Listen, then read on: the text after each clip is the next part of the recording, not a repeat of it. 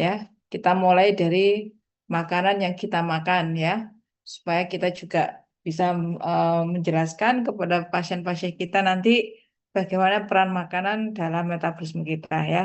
Nah, di sini nanti kita fokuskan pada protein ya. Jadi di sini makan daging ya, itu merupakan makan protein ya. Jadi kalau kita makan daging itu makan protein ya. Jadi protein adalah molekul ya yang memiliki eh, rantai panjang dari asam amino. Jadi protein adalah asam amino, asam amino, asam amino yang membentuk ikatan sehingga menjadi protein. Ya, nah di sini protein yang berasal dari makanan akan dikatabolisme atau didegradasi atau di breakdown akan menjadi molekul yang paling sederhana yaitu asam amino. Ya, dari asam amino inilah nanti baru masuk ke dalam sel tergantung dari sel apa. Apakah nanti dijadikan untuk sintesis protein atau pembentukan asam amino kembali. Protein yang terbentuk di sini ya akan didegradasi kembali menjadi asam amino. Ya, jadi asam amino adalah molekul tersederhana atau molekul terkecil dari protein. Ya, ini adalah protein ya atau disebut dengan rantai polipeptida ya. Jadi di sini satu lingkaran ini adalah asam amino, asam amino, asam amino, asam amino di mana antar ikatan asam amino ini ya akad ikat yang warna garis hitam ini antar ikatan antar asam amino ininya dibentuk oleh ikatan peptida. Ya, ikatan peptida. Jadi ini adalah ikatan peptida. Nah, ikatan peptida ini bersifat ikatan yang sangat kuat atau nama lainnya adalah kovalen. Ya. Nah, ikatan peptida ini tidak mudah putus ya karena memang ikatannya kuat. Misalnya pada proses pemasakan, maka ikatan peptida ini akan tetap bertahan sehingga kita akan tetap mendapatkan manfaat dari protein. Mengenai terapi beda dengan susu pencernaan ya, nanti peptida ini ya ikatan peptida ini bisa didegradasi pada proses pencernaan kita dengan bantuan enzim tentu saja ya sehingga asam amino bisa terlepas ya. Jadi nanti dalam proses pencernaan asam amino ini bisa terlepas dari polipeptida. Ini adalah struktur asam amino, di mana struktur asam amino terdiri dari rantai gugus amin, ya gugus amin di sini adalah ada gugus nitrogennya dan gugus karbon atau skeletal karbon, ya kerangka karbon dan juga gugus amin. Jadi ini adalah struktur asam amino secara keseluruhan, ya satu molekul asam amino. Sorry. Nah, jadi di sini satu lingkaran ini, ya, ini satu lingkaran ini isinya asam amino ya. Di sini warnanya ada biru, hijau, merah ya. Karena ini asam amino eh, bermacam-macam ya. Ada banyak asam amino. Nanti kita akan lihat macam-macam dari asam amino. Protein, ya, protein adalah makromolekul tadi yang disebut dengan polipeptida tadi, ya, di mana dia tersusun dari rangkaian asam amino, di mana antar asam aminonya diikatkan oleh ikatan peptida. Protein ini adalah senyawa esensial, ya, sangat diperlukan oleh tubuh kita dan memiliki peran sangat penting untuk membentuk struktur dalam tubuh kita, sel-sel tubuh kita. Kemudian fungsi, misalnya contohnya adalah enzim dan regulasi, contohnya adalah hormon. Ya, ini semua diperlukan supaya tubuh kita bisa berfungsi dengan baik. Jadi protein penting sekali. Nah, protein ini bisa kita dapatkan dari mana? Dari tanaman dan juga dari hewan, ya, dari hewan dan dari tanaman. Kalau dari hewan, kita makan daging, ya, daging ikan, kemudian telur, kemudian produk-produk dari susu, ini adalah eh, asupan protein yang tinggi sekali, ya. Sedangkan kalau dari tanaman, kebanyakan dari biji-bijian atau kacang-kacangan. Ya, ini adalah asam amino yang sangat penting. Ya, nah bagaimana dengan asam amino? Ternyata asam amino itu, sorry, protein yang tadi saya katakan tadi adalah sebuah polipeptida, di mana polipeptida yang dirangkai oleh banyak asam amino. Dan di tubuh kita, di sekitar kita, di hewan dan di tanaman, di alam kita ini masih ditemukan 20 macam asam amino sampai sekarang. Jadi asam amino hanya ada 20 ya. Jadi tolong Anda bedakan protein dan asam amino ya. Kalau protein adalah polipeptida yang terdiri dari rangkaian asam amino yang diikatkan oleh ikatan peptida. Sedangkan asam amino adalah molekul terkecil atau tersederhana ya dari proses pemecahan protein ya. Ini adalah asam amino, contoh asam amino. Jadi ada 20, hanya ada 20 sampai saat ini.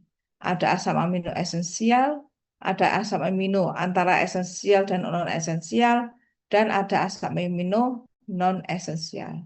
Untuk asam amino non esensial dan non esensial, non conditional non esensial, ini adalah asam amino yang bisa disintesis oleh tubuh kita, ya, bisa disintesis oleh tubuh kita, ya, bisa dibaca seperti ini, ya. Sedangkan yang esensial adalah asam amino yang tidak bisa disintesis oleh tubuh kita. Jadi ini harus dicerna masuk ke dalam melalui suplemen, ya, ataupun dari makanan, ya. Protein struktur, ya. Jadi di dalam tubuh kita asam amino yang kita makan bersumber dari protein. Ya, jadi asam amino yang ada di dalam tubuh kita bersumber dari protein. Protein yang kita makan ya biasanya bentuknya adalah protein kuartener. Ya, jadi protein struktur itu yang kita makan sebagian besar adalah bentuk protein kuartener. Contohnya seperti sel darah merah, ya. Sel darah merah itu terdiri dari merupakan struktur protein kuartener. Seperti ini ya, Anda bisa lihat di sini ada gumpalan bola ungu, ada gumpalan bola kuning, ada gumpalan bola biru dan ada gumpalan bola hijau. Satu satu bola ungu ini adalah kumpulan dari protein, ya. Contohnya sel darah merah, ya. Misalnya protein globin, ya, protein globin. Globin ungu, ya, globin beta di sini ya. Terus kemudian yang biru ini juga globin beta. Ini globin hijau, ini globin alfa dan globin kuning, ya. Nah, ini adalah salah satu contoh dari hemoglobin molekul. Ya, ini adalah bentuk struktur dari kuartener.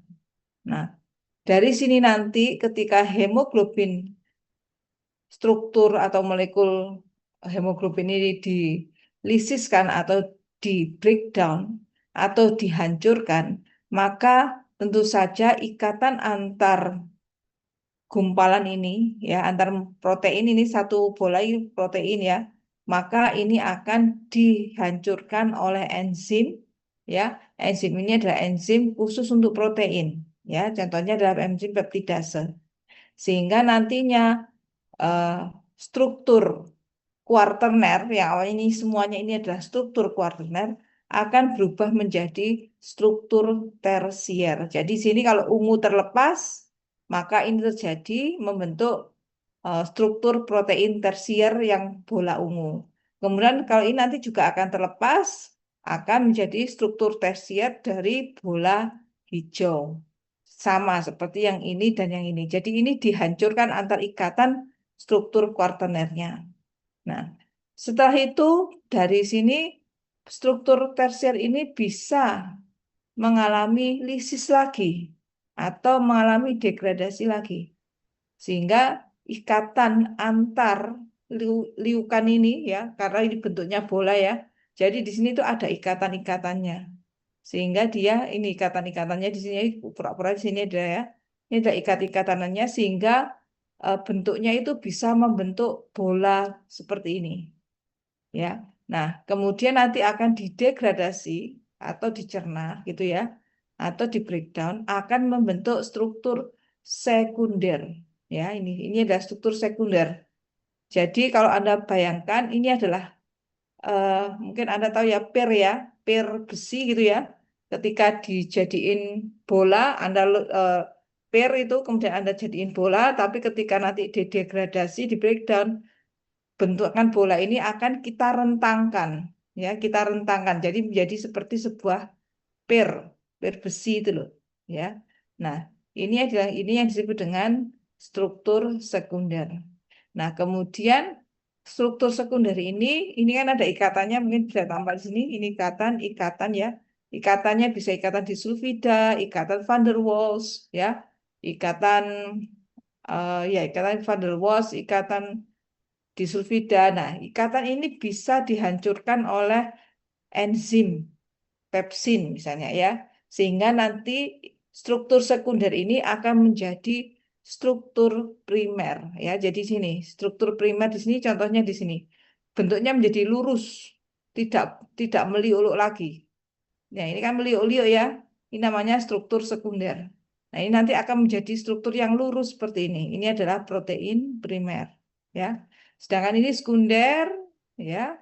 Kemudian dari sekunder ini dibentuk bola ya, dibentuk bola ya seperti ini sehingga menjadi satu molekul protein tersier. Nah, nanti satu molekul protein tersier akan bergabung dengan protein tersier yang lain membentuk struktur sekunder. Nah, ini adalah protein fungsi, sangat penting sekali protein di dalam tubuh kita ya, karena dia bisa untuk membentuk struktur ya, contohnya adalah bentuk kolagen. Ini adalah bagian dari connective tissue ya, kemudian keratin ya, kemudian membentuk rambut juga ya. Kemudian tentu saja fungsi protein yang lainnya adalah fungsional protein, enzim ya. Hampir sebagian besar protein tidak enzim kita adalah protein ya. Jadi di sini contohnya ada enzim amilase, enzim yang mengkatalisis untuk pencernaan karbohidrat ya. Kemudian untuk sebagai alat transport ya, transport protein. Contohnya adalah hemoglobin.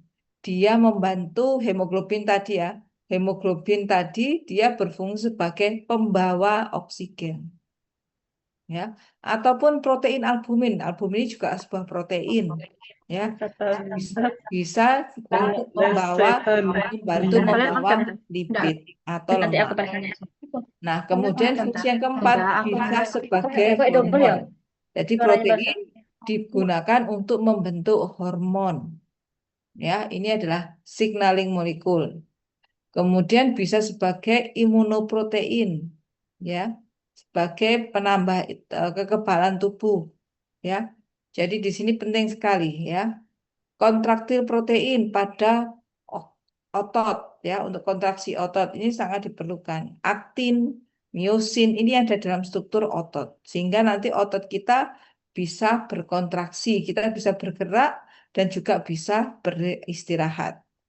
Kemudian protein bisa digunakan sebagai struktur gudang untuk membentuk gudang, ya. Gudangnya adalah disebut dengan gudang ferritin. Nah, ferritin juga sama dibentuk dari protein. Ya, ini ferritin ini adalah salah satu contoh gudang untuk menyimpan besi ion, ya. Jadi metal ion disimpan di ferritin. Ini adalah contoh-contoh pentingnya protein. Nah,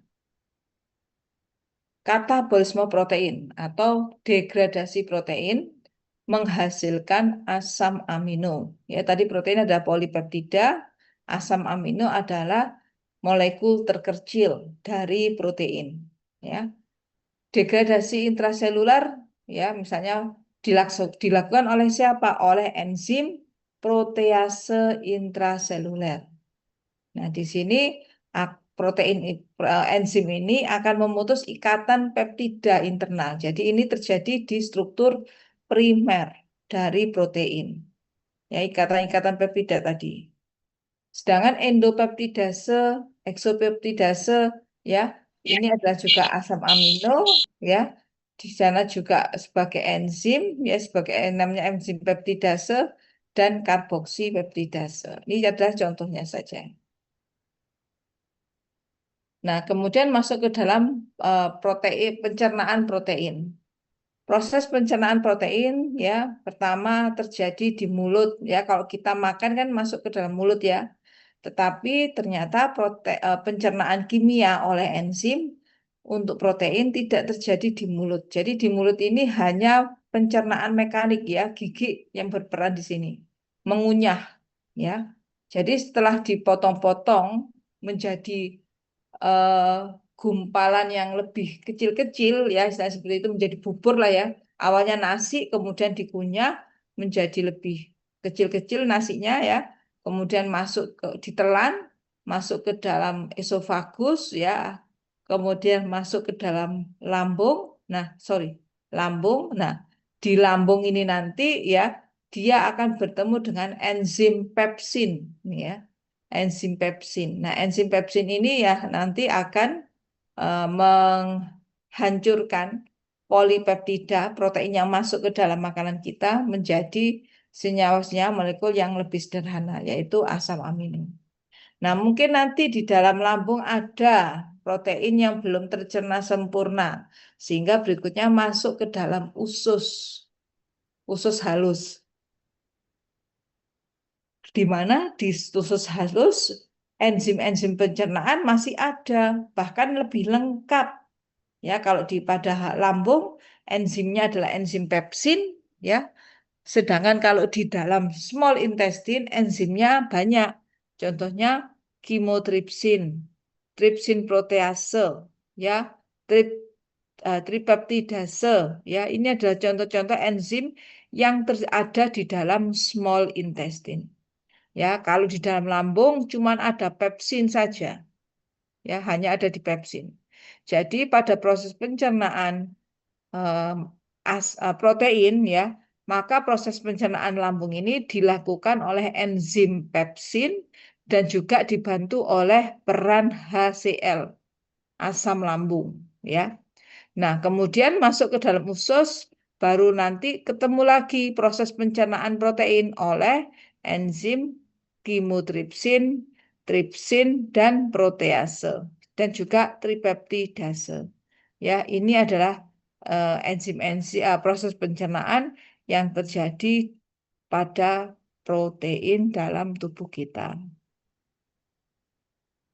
Jadi ini masih di dalam mulut, lambung, dan di usus, ya, ceritanya seperti itu.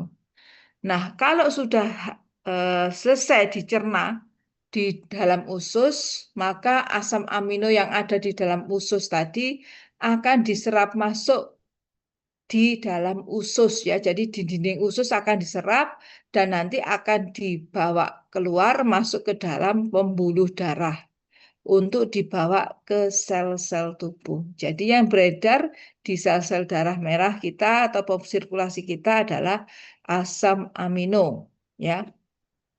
Kalau kita habis makan, ya. Nah, untuk metabolisme asam amino di dalam sel, ya. Jadi di dalam sel itu nasibnya akan mengalami antara anabolisme atau katabolisme sesuai dengan kebutuhan, ya. Kalau kita membutuhkan protein, maka yang terjadi pada sel tersebut akan melakukan proses anabolisme.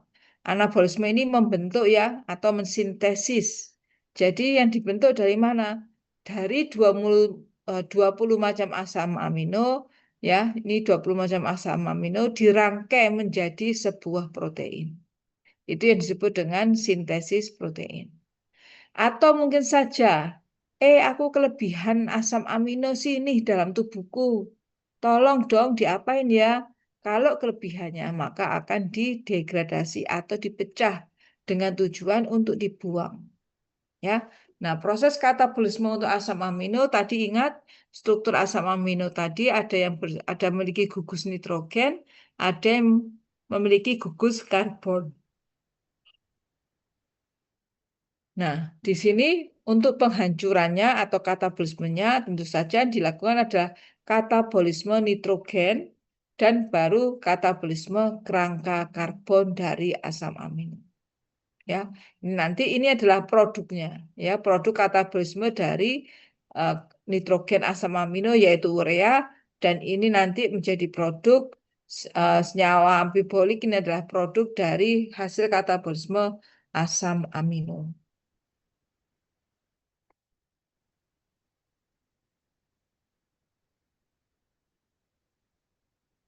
Oh, ini lagi.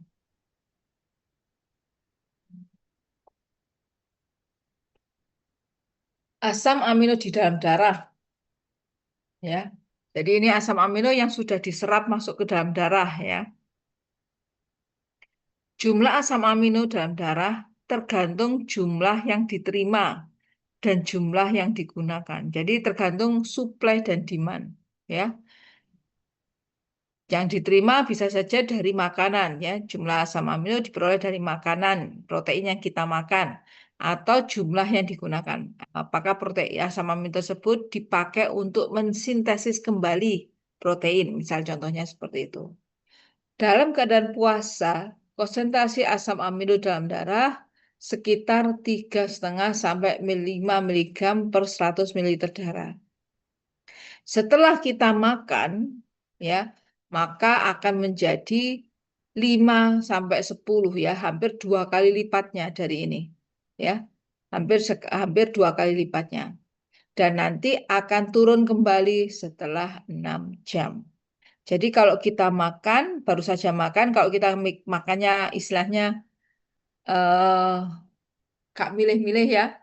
Kalau Anda asalkan lengkap, ya, ada proteinnya, ada karbohidratnya, ada lipidnya, maka awal Anda makan, ya, maka kadarnya asam amino di dalam darah Anda adalah 5 sampai 10 miligram per 100 ml darah.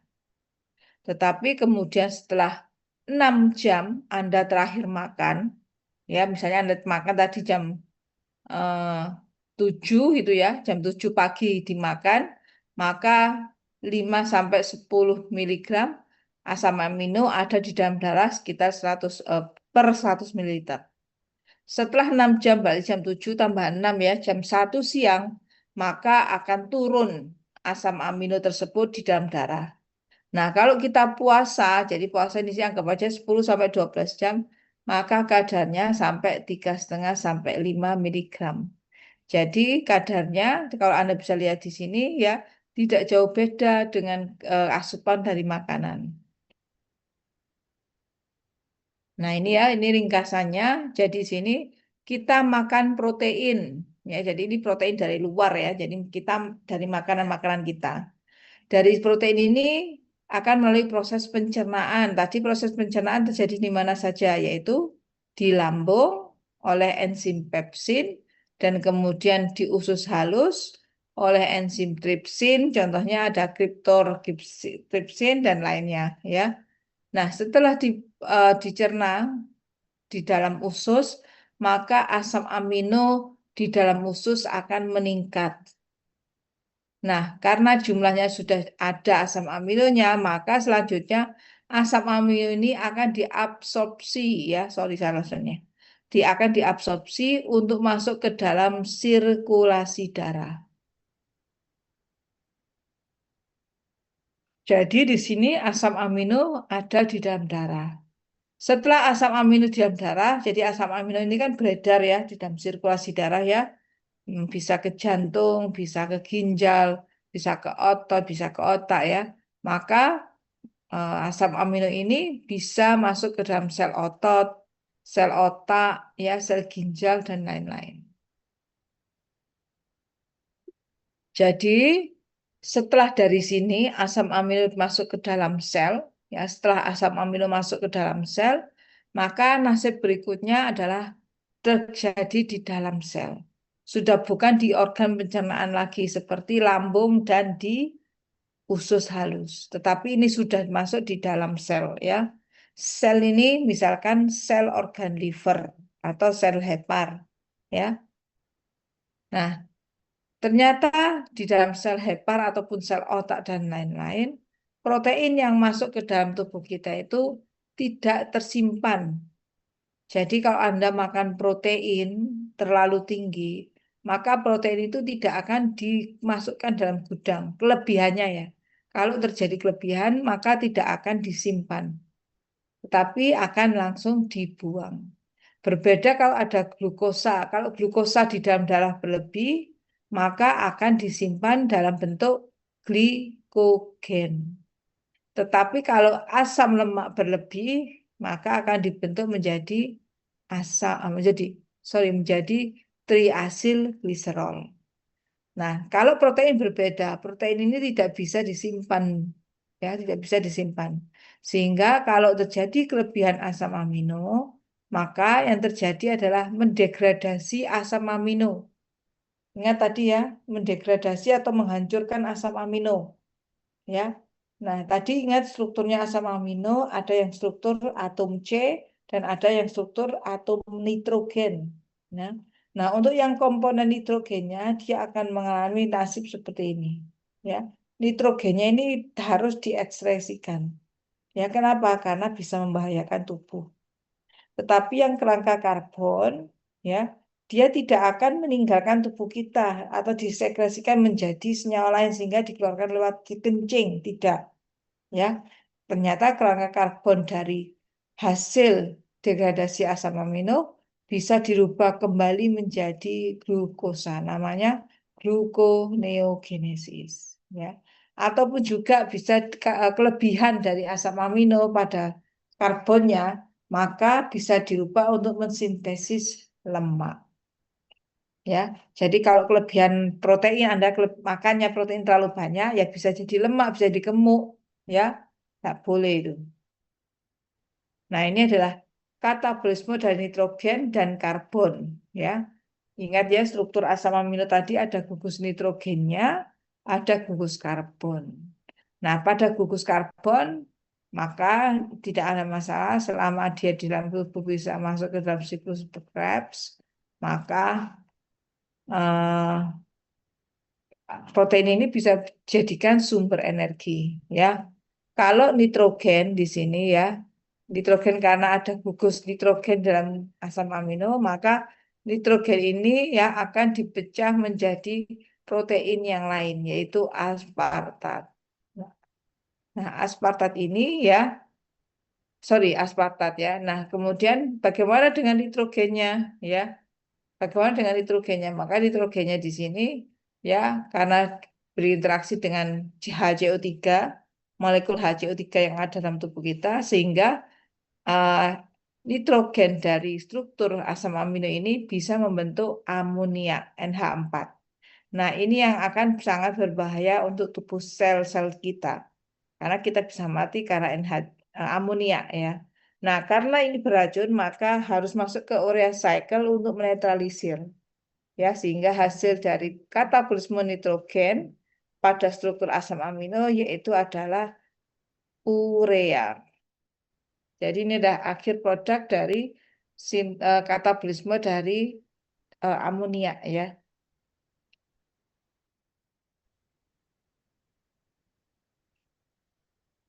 Nah, ini adalah ringkasan biosintesis asam amino ya.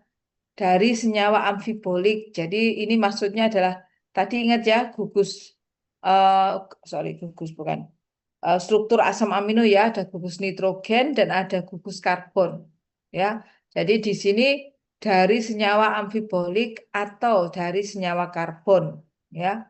Ini ya, ini adalah senyawa karbon ya. Ini senyawa amfibolik ini. Alfa ketobutarat, pirufat, oksaloasetat ya, difosfogliserat dan lain-lain. Ini adalah senyawa amfibolik ya. Nah, di sini dipakai untuk mensintesis asam amino yang lain. Misalnya di sini asam ketobutarat dipakai untuk mensintesis glutamin. Glutamin akan dipakai untuk mensintesis glutamat ya. Alanin dibentuk dari mana? Dari pirufat dan lain-lain. Ya. Atau dari asam amino esensial, ya non esensial. Jadi tidak penting ya. Karena apa? Karena tadi kita bisa mensintesis sendiri. Dari mana? Dari glukosa dirubah menjadi pirufat ya, bukan prolin, dirubah menjadi prolin sehingga bisa menjadi hidroksiprolin.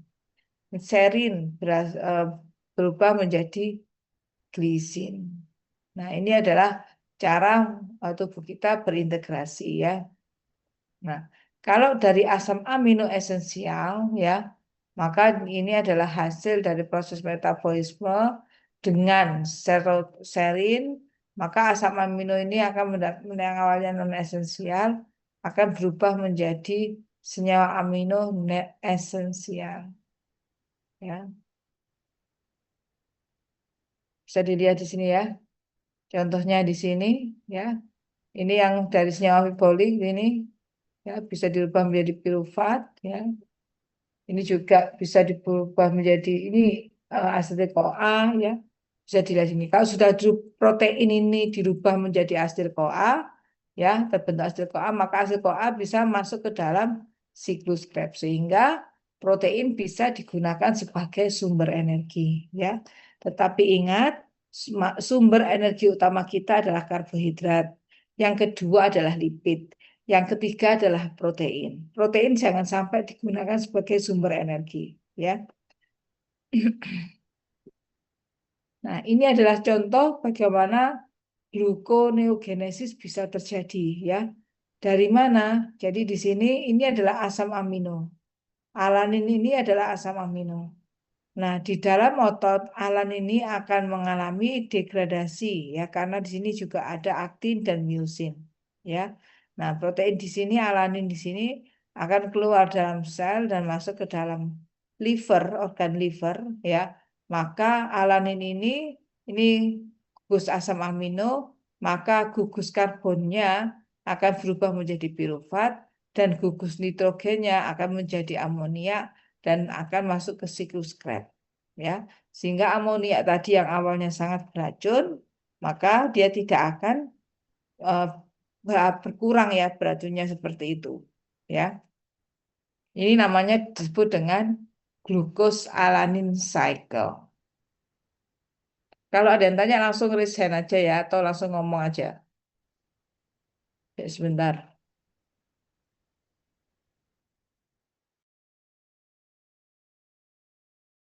Nya ya nitrogennya kita lebih membahas ke arah nitrogennya. Setiap hari ya tubuh kita memastikan protein di dalam tubuh kita tidak berlebihan. Karena apa percuma?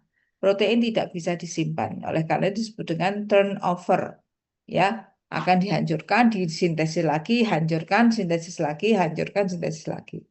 Ya. Jadi ini sampai sekitar turnovernya sampai 1 sampai 2%. Ya, dan hampir 75% sampai 80% turnover tersebut digunakan oleh tubuh kita. Jadi perannya penting sekali turnover ini. Walaupun tingkat kecepatannya hanya 1 sampai 2%, tetapi kebutuhannya penggunaan kembali asam amino menjadi protein atau protein menjadi asam amino sangat penting sekali. Ya, sampai penggunaannya 7 sampai 80%. Ya. Nah, proses katabolisme asam amino ini terjadi di mana? Terutama di organ hati, sebagaimana di ginjal. Ya, jadi di hati dan juga di ginjal.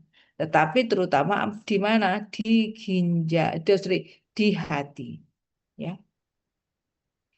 Jadi di sini katabolismenya ada dua, katabolisme gugus amin, ya, dari gugus amin berarti ini nitrogen ya. Kemudian ada gugus katabolisme dari kerangka atom C dari asam amin. Nah ini ya, mengingatkan ini adalah struktur asam amino. Ini adalah struktur gugus amin, ya yang ini sebelah kiri. Dan ini adalah struktur karbon. Ya ini adalah struktur karbon. Nah ini ya nasibnya ya. Ketika nanti asam amino strukturnya, maka gugus nitrogennya, ini gugus nitrogennya. Berarti bacanya di sini nitrogennya ya. Bisa nitrogennya terlepas ya sehingga terbentuk amonia di sini ya kemudian amonia di sini akan masuk ke dalam sel hepar untuk mengalami siklus urea ya jadi di sini ya siklus urea bertujuan untuk menghancurkan amonia supaya tidak sangat beracun jadi istilahnya mengurangi rasa beracunnya ya nah kalau karbon ya sesuai di sini ya Maka kalau dia kekurangan, ya, maka dia akan menjadi asam amino yang lain. Nitrogennya lepas, ya maksudnya. Nah, nah, ini ya bahayanya amonia tadi ya. Tadi di sini ya. Ini adalah amonia ya. Nah, bahayanya amonia kalau kita makan protein terlalu tinggi, ya. Otak mengubah amonium menjadi glutamin, ya. Jadi di sini otak eh, mau glutamin ini mempunyai peranan untuk membawa amonium ke hati. Nah, di sini glutamin ini akan mengikat amonium, ya, amonia tadi, sehingga nanti akan dibawa ke organ hepar dan diubah menjadi urea. Seperti ini tadi ya. Nah, ini nitrogen ini ya dirubah dulu menjadi, sorry, ada aku. Nah, ni- eh, nitrogen ini harus berinteraksi dengan glutamin dulu. Ya, nitrogen plus glutamin ya, ini akan menghasilkan produk yang disebut dengan aspartat. Nah, aspartat ini nanti bisa masuk ke dalam siklus Krebs. Contohnya seperti itu. Kemudian, bila fungsi hati gagal, bila heparnya sakit, ya, maka apa akibatnya? Maka akan terjadi keracunan amonia. Karena apa? Karena proses detoksifikasi NH4 dari hasil katabolisme nitrogen asam amino akan dibawa masuk ke dalam organ hati atau hepar. Ya, sehingga bahaya kalau terjadi fungsi gagal hati, otomatis semua proses pencernaan, ya, proses em, detoksifikasi oleh sel hepar tidak akan terjadi. Ya, nah ini adalah gejala-gejalanya ya. Kalau terjadi kelebihan amonia ya, tidak segera teratasi, maka bisa menjadi penglihatan kabur, tremor, baca tidak jelas, dan kemudian akhirnya bisa koma dan nanti lama-kelamaan bisa meninggal. Nah, di sini sebentar.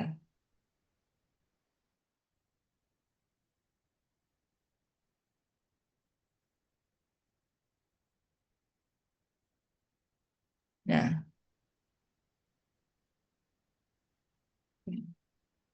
sorry, sorry, sorry, sorry. Apa nih ya?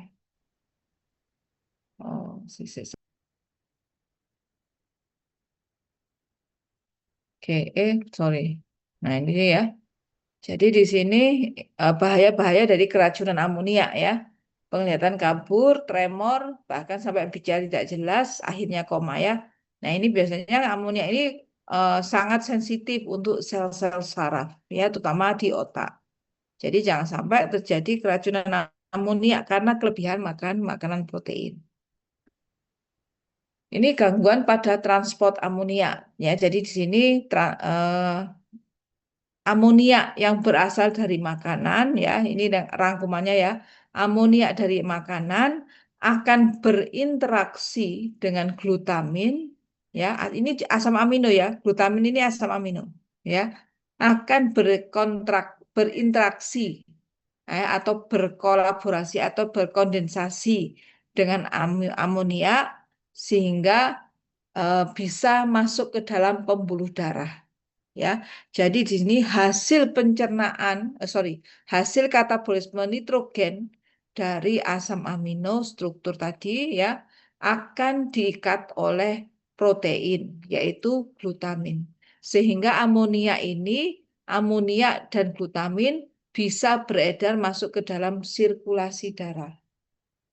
Nah, kemudian glutamin dan amonia yang masuk ke dalam sirkulasi darah akan dibawa menuju ke organ hati. Nah, di organ hati inilah terjadi penetralan dari amonia, di mana produknya disebut dengan urea. Nah, ini yang bahaya, kadar NH3 atau amonia dalam darah perifer normal harus 10-20%. Ya, kalau ada gangguan bisa meningkat. Ini salah ya, meningkat ya. Kalau ada gangguan bisa meningkat. Ya. Nah, kalau ada gangguan fungsi hati, apa yang terjadi? maka proses detoksifikasi amonia tidak akan terjadi. Sehingga NH3 amonia kadarnya di dalam darah akan tinggi. Ya, karena hati rusak, maka NH3 ini tidak bisa masuk ke dalam organ hati. Sehingga NH3 dan glutamin banyak beredar di dalam pembuluh darah. Nah, ini NH3 atau amonia ini sangat toksik, ya, sangat toksik racun untuk sistem saraf pusat. Ya, contohnya di otak. Maka di sini bagaimana bisa amonia ini mengganggu eh, kinerja dari otak dalam hal mungkin energi ya. Maka di sini amonia akan berinteraksi dengan senyawa alfa ketoglutarat.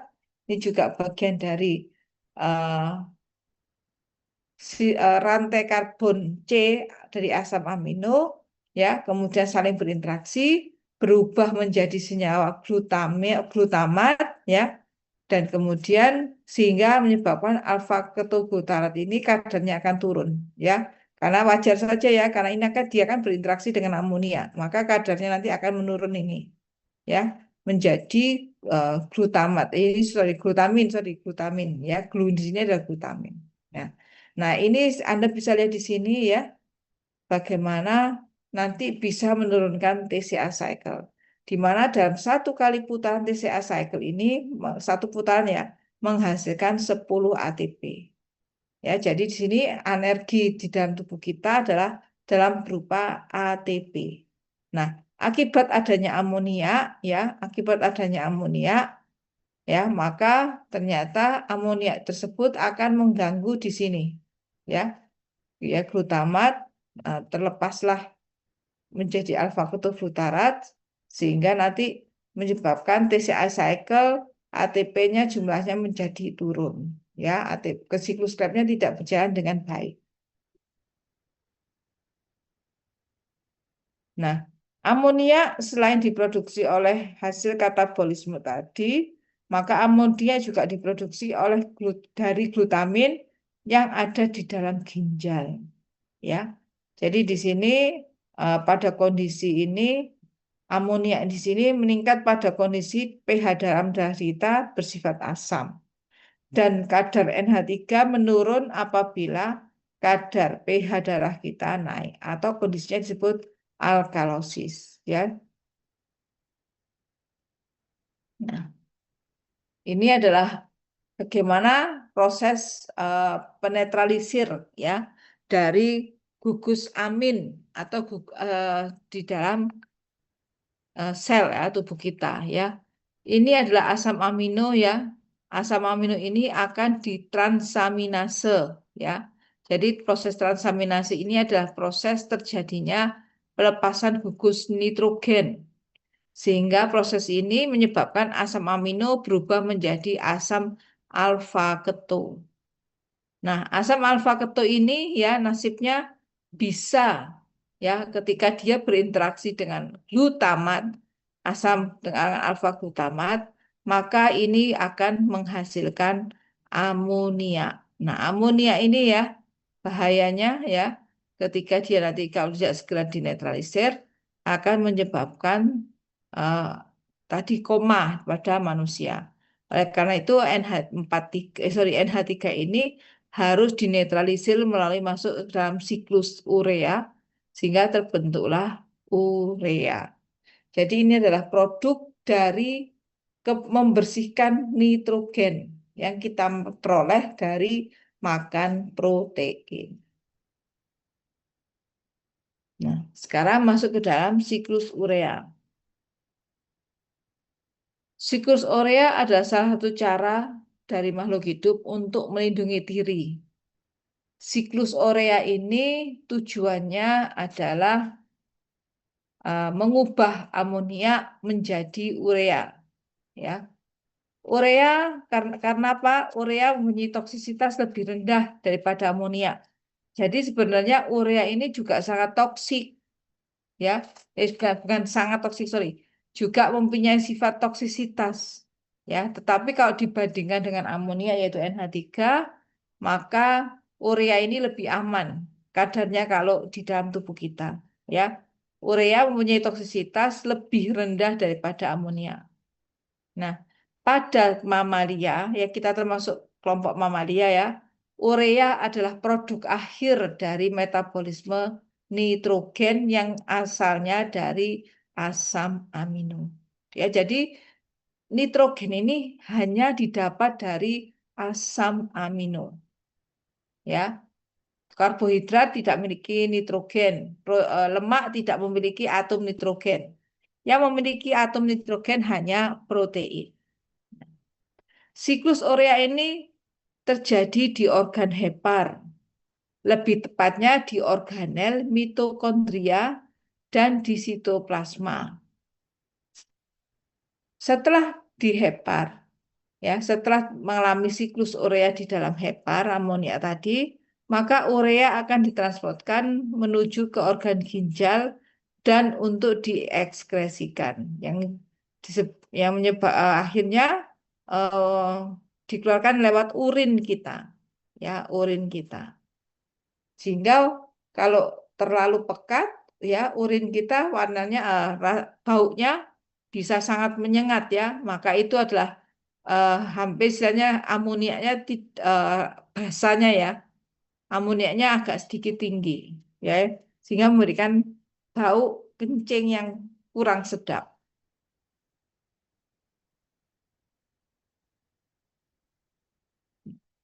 Amonia yang dihasilkan dari gugus nitrogen dari asam amino tadi saya ulang lagi bersifat sangat toksik. Nah, yang berfungsi untuk mendetoksifikasi siapa? Yaitu organ liver dengan merubahnya menjadi urea. Yang nantinya urea tersebut dikeluarkan oleh ginjal. Ya.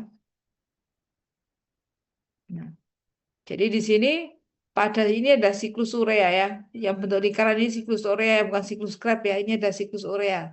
Nah, di sini pada siklus urea amonia yang dilepaskan dari hasil katabolisme nitrogen dari asam amino akan berinteraksi dengan asam karbonat atau CO2.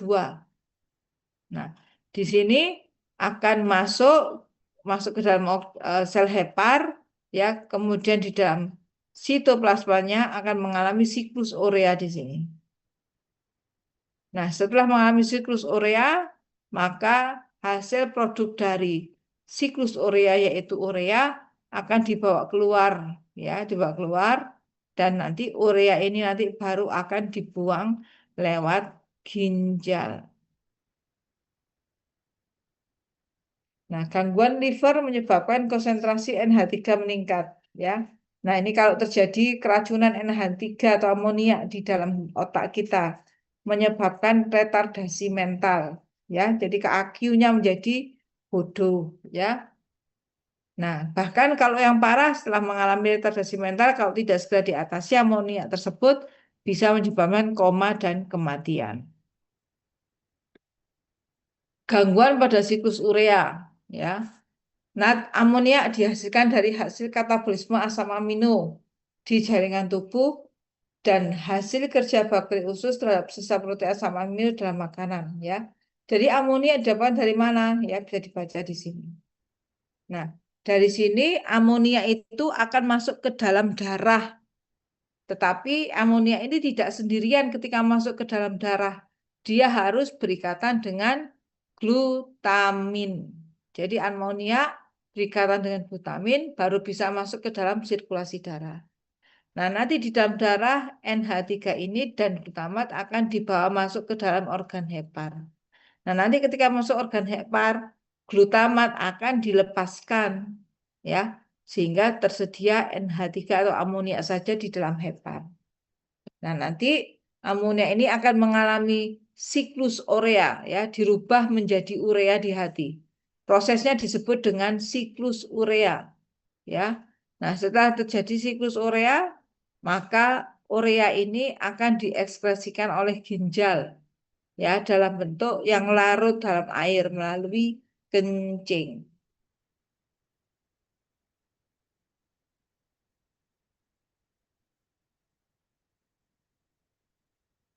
Nah, ada penyakit herediter atau penyakit genetik ya.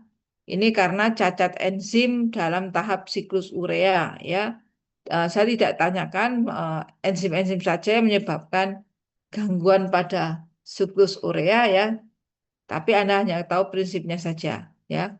Jadi di sini karena NH3 bersifat toksik bagi manusia, maka apabila ada hambatan pada salah satu tahap dari siklus urea, jadi misalnya enzim di siklus urea terganggu, akibatnya sangat fatal karena di sini siklus urea tidak ada penggantinya. Ya, cara untuk menetralisir amonia itu hanya satu cara saja, yaitu melalui siklus urea. Sehingga akibatnya apa? Karena nggak ada, hati mengalami kerusakan, NH3 toksik yang beredar di dalam darah sangat tinggi. Yaitu yang disebut dengan hiperamonia. Nah ini ya, kalau kita melakukan pemeriksaan eh, sampel darah ya, disebut dengan kadar urea nitrogen di dalam darah, atau bisa juga dari sampel kencing, air seni ya. Di sini ini adalah normal range-nya 7 sampai 18 mg per desiliter. Tetapi kalau terjadi gangguan hepar atau kerusakan hepar sehingga kadar normal range-nya ini pasti akan meningkat ya. Karena nanti jumlahnya nitrogen atau sorry, jumlahnya amonia di dalam darah itu tinggi sekali ya. Nah, ini karena itu ini ya, apa saja yang menyebabkan blood urea nitrogen ini sangat meningkat ya. Satu dari gagal ginjal. Jadi kalau terjadi gagal ginjal, maka otomatis amonia yang urea yang seharusnya dikeluarkan melalui kencing tidak akan bisa dikeluarkan. Jadi nanti gagal ginjal jantung kongestif ya, mungkin di situ ada protein-protein dari otot jantung, aktin miosin ya, sehingga nanti didegradasi menjadi amonia ya, atau terjadinya obstruksi saluran kencing ya.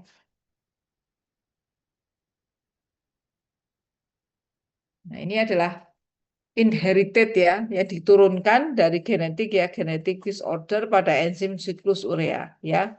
Saya tidak tanyakan ini ya, yang penting Anda tahu bahwa penderita yang mengalami hal ini ya tidak dapat diterapi dengan pengurangan diet percuma ya. Jadi kalau Anda menemui pasien seperti ini bisa dikasih oleh makanan protein, dia tidak akan membaik ya, tidak akan membaik karena kerusakannya bukan pada suplai dan demand dari protein tidak, tetapi pada siklus ureanya, lebih tepatnya di enzim-enzim siklus urea.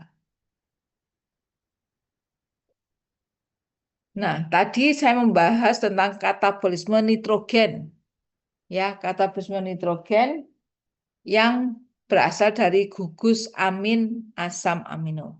Sekarang saya akan membahas mengenai bagaimana kerangka karbon atom C ya, atom C dari asam amino dihancurkan atau dibuang atau digunakan lagi ya. Bisa digunakan lagi. Nah, ini adalah katabolisme kerangka atom C ya. Ternyata kerangka atom C tadi ya, gugus karbon ini tadi gambar mana ya? Saya carikan gambar ini. Nah, ini ya. Nah, ini kan gugus C toh. Nah, gugus ini namanya gugus skeletal karbon. Ya, ini skeletal karbon. Ini gugus amin. Ini yang nanti dijadikan urea ini nanti, ya. Ini ada gugus karbonil. Gugus karbonil. Ini adalah gugus karbon skeletal. Ya, skeletal, ya. Jadi di sini yang kita bahas nanti berikutnya adalah yang di sini, ya. Kerangka atom C-nya ini.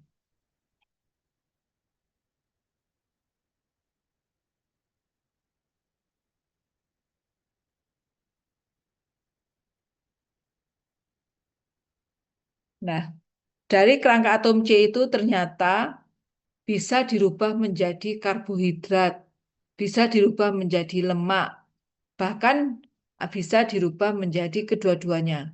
Jadi ini adalah 21, 2, 3, 4, 5, 6, 7, 8. Oh, ini berapa ini? Sekitar 14-an ya. Ternyata karbon kerangka karbon dari asam amino tersebut bisa dirubah menjadi ini ya. Ini bisa dirubah menjadi glukosa. Glukosa karbohidrat ya, glukosa. Kemudian leusin. Nah, ini khusus hanya bisa dirubah menjadi lemak. Hanya leusin ini. Ya, ini. Kalau ini bisa dirubah menjadi glukosa, ya. Kalau ini leusin ini ya, asam amino leusin bisa dirubah menjadi lemak, ya. Isoleusin bisa dua-duanya. Isoleusin, lisin, fenilalanin, tirosin, triptofan bisa dirubah menjadi glukosa dan asam lemak, ya. Jadi ini mohon dihafal ya, terutama yang leusin ini. Jadi kalau misalnya ada pertanyaan, pada hasil katabolisme kerangka atom C dari asam amino, manakah yang bisa dirubah menjadi lemak? Jawabannya adalah asam amino leusin. Ya, jadi di dalam tubuh kita eh, asam amino itu tidak disimpan ya, tetapi di turnover ya. Jadi kalau kelebihan ya dirubah menjadi senyawa lain ya, dan atau yang amoniaknya ya dihancurkan untuk kemudian dinetralisir ya, dan nanti bisa digunakan lagi untuk membentuk sintesis protein ya. Jadi ini waduh kaget tuh ya. Nah, ini adalah siklus Krebs ya. Nah, siklus Krebs ini adalah seperti oksaloasetat ya, kemudian pirufat ya, kemudian ada alfa ketoglutarat ya, asetil CoA. Ini semua adalah senyawa amfibolik.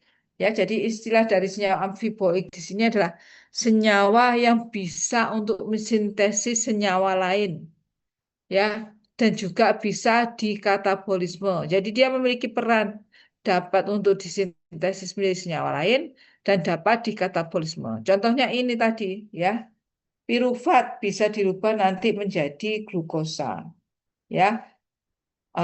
Kemudian asetil CoA bisa dirubah juga menjadi glukosa ataupun asam lemak.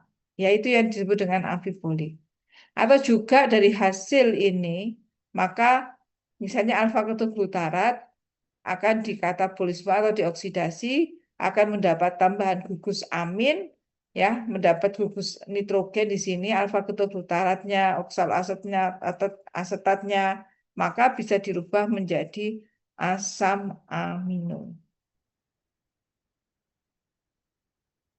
Nah ini ya, bagaimana asam amino didegradasi ya, bagaimana ini eh, metabolisme intermediate-nya ya. Ini adalah asam amino ya. Asam amino kalau berlebihan asam aminonya ya, maka akan dirubah menjadi pirufat. Nah, ingat ya nanti pada proses glikolisis pirufat. Pirufat nanti akan berubah menjadi asetil CoA.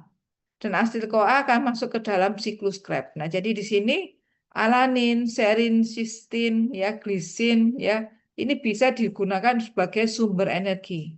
Ya, karena ketika kelebihan alanin, kelebihan serin bisa dirubah menjadi pirufat, pirufat menjadi asetil CoA dan nanti masuk ke dalam siklus Krebs menghasilkan ATP. Ya. Begitu pula dengan ileisin, ya, leusin, ya. Ini bisa juga langsung ke asetil CoA tanpa lewat pirufat, ya. Ataupun aspartat, ya.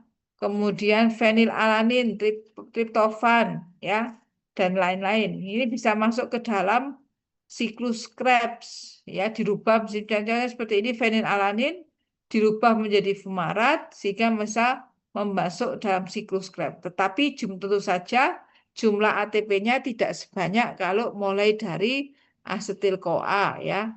Jadi di sini ATP yang dihasilkan sangat sedikit sekali ya. Nah, ini adalah ringkasan metabolisme protein ya. Jadi di sini eh, protein itu bisa fungsional ya. Fungsionalnya tadi contohnya untuk apa? Untuk enzim, untuk hormon ya.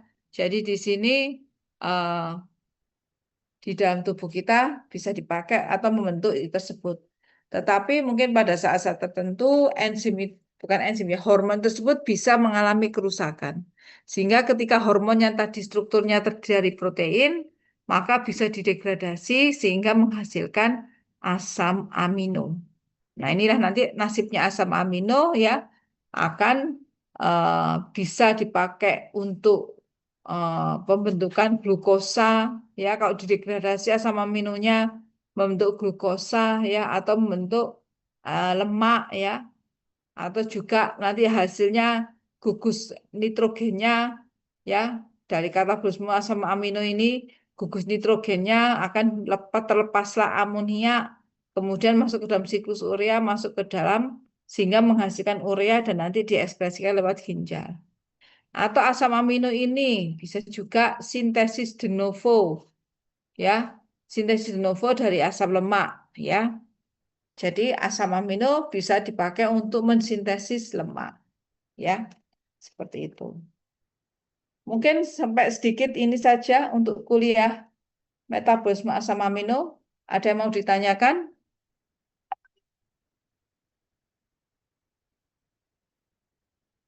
Mungkin tidak ada.